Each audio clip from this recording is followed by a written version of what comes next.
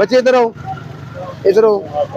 अच्छा क्या हाल है, ठीक है यार? रेडी आपने लगा, दुकान लेकर भी अगर आपने रेडी पर अपना माल रखना है तो फिर क्या फायदा? फिर चलते फिरते रहो। ये अंदर ले जाओ, ये आपकी दुकान है। आइडेंटिटी कार्ड कहाँ है आपका?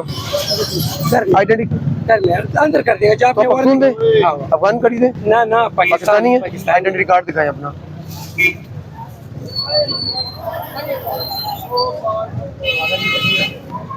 शाबाश, 4 सदे के आपने वार्निंग दे दिया, मंदिर कर देगा।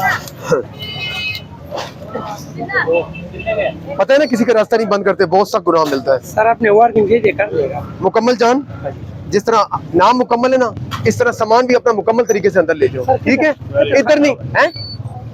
और यार आप किराया देते हो, दुकान के अंदर का देते हो, शटर से बाहर तक का ना दो। ये भी आपका है जी, ये तो दुकान है। ये आप हटाओगे? ठीक है, इतनी गंदी तजावजात किसी ने की हुई जितनी आपने की हुई है। ठीक सर।